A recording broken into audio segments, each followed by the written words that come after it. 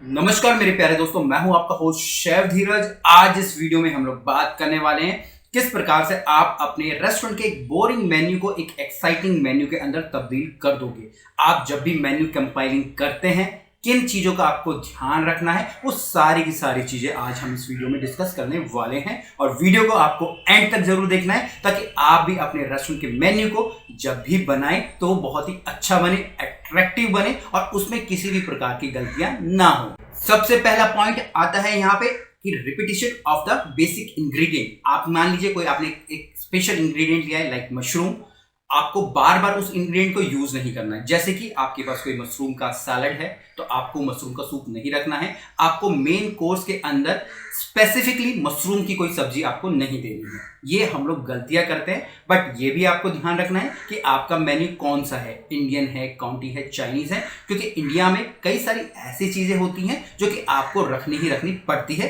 तो डिपेंड करता है कि आप कैसे उसकी मेन्यू कंपाइलिंग कर रहे हैं। बट बेसिक की अगर मैं बात करूं तो एक इंग्रेडिएंट को जो कि बेसिक्स है आपको बार बार यूज नहीं करना है।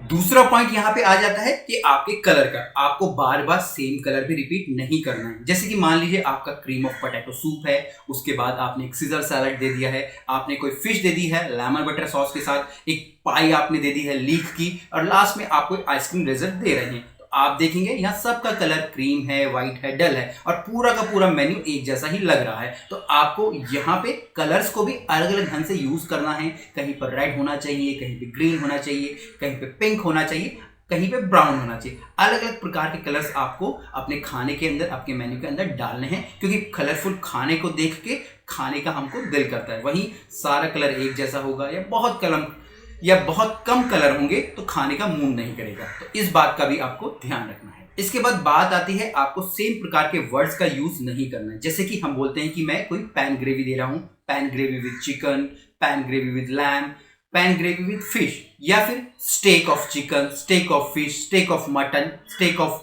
पोर्क। सेम चीज, आपको सेम चीज को बार बार यूज नहीं करना है। इवन यहां पे आपकी जो ग्रामेटिकल मिस्टेक नहीं होनी चाहिए और आपको जो स्पेलिंग्स है वो प्रॉपरली चेक करके ही लिखनी है। साथ साथ आपको ध्यान ये भी रखना है कि आपको ऐसी लैंग्वेज यूज करनी है जो कि आपके कस्टमर को समझ आए। मान लीजिए आप कोई फ्रेंच कुजीन का मेन्यू दे रहे हैं, बट एटलीस्ट वहां पे इंग्लिश में लिखा होना चाहिए ताकि आपके जो एंड कस्टमर को समझ आए। ये ना हो आप ऐसी लैंग्वेज का इस्तेमाल कर रहे हो जो कि आपके कस्टमर को समझ ही नहीं आ रहा है। इसके बाद जो पॉइंट आता है वो आता है हमारे टेक्सचर ऑफ द फूड। अब आप देखेंगे फूड अलग अलग प्रकार का है, कोई क्रंची है, कोई हार्ड है, कोई सॉफ्ट है, कोई स्पॉन्जी है, कोई ग्लूई है, अलग अलग प्रकार के टेक्सचर है। तो आपको कोशिश करनी है कि ज्यादा से ज्यादा टेक्सचर को आपके मेन्यू के अंदर लाएं। ये ना हो कि सारा का सारा खाना एक जैसा ही है और खाने के टाइम जो कस्टमर है, गेस्ट है, उसको किसी भी प्रकार की फीलिंग्स नहीं आ रही। जैसे कि मान लीजिए आप कोई एक मेन्यू प्लान करते हैं, आप उसको कोई एक स्मूथ सूप दे रहे हैं, उसके बाद आप एक क्रंची फ्रेश आइसबर्ग के लेट्यूस से बना हुआ कोई एक सीजर सैलड दे रहे हैं, तो वहां पे स्मूथ था। इसके बाद यहाँ पे आपका क्रंची टेक्सचर उसके मुंह में आ रहा है, ठीक है। उसके बाद एक एपिटाइजर आ रहा है जो कि हल्का सा आप बोल सकते हैं हार्ड है, ठीक है, जिसमें कि उसको च्यूई करने की जरूरत पड़ी है। मान लीजिए चिकन टिक्का हो गया या किसी प्रकार की ग्रिल्ड सॉसेजेस हो गई।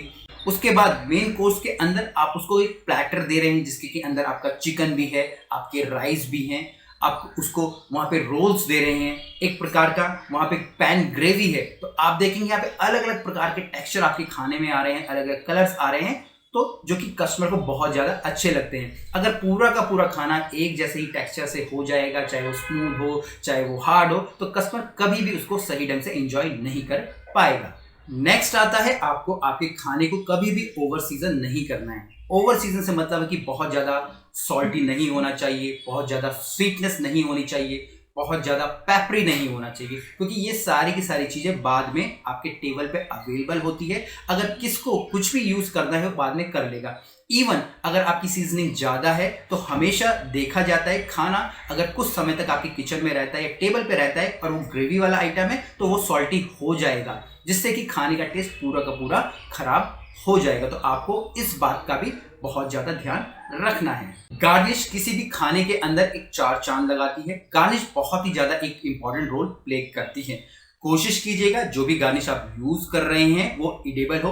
ये ना हो कि आप ऐसी गार्निश दे रहे हैं जो कि कस्टमर खाना पाए, और करेक्ट गार्निश ही आपको यूज करनी है जो कि सुटेबल हो पर्टिकुलर प्रोडक्ट के साथ। अब हम लोग अपने लास्ट पॉइंट पे आ गए हैं, वो है हमारी फूड वैल्यू। मान लीजिए आप एक मेन्यू कंपाइल कर रहे हो ऐसी जगह पे जो कि फैक्ट्री वर्कर्स के लिए, तो आपको कोशिश करनी होगी आपको वहां पे ऐसा फूड देना है जिससे कि उनका पेट भरे, जैसे कि दाल चावल रोटी सब्जी। और वहीं पे आप किसी एक बर्थडे पार्टी का मेन्यू बना रहे हैं तो आपको देनी है वहां पे ऐसी चीजें जो कि बच्चों को पसंद आती है, जैसे कि बर्गर हो गया, पिज्जा पास्ता हो गया, या फिर हमारे छोटे टिडबिट्स। तो इन चीजों का आपको ध्यान रखना है और ये सारे के सारे पॉइंट्स को आपको यूज करना है जब भी आप अपने रेस्टोरेंट के मेन्यू कंपाइल करो। उम्मीद करता हूं आपको ये वीडियो अच्छी लगी होगी। बाकी चैनल को सब्सक्राइब कर देना है, वीडियोस को शेयर कर देना है। कुछ भी क्वेश्चन तो कमेंट्स नीचे जरूर लिखिएगा। फिर मिलेंगे एक नए वीडियो में, तब तक के लिए जय हिंद।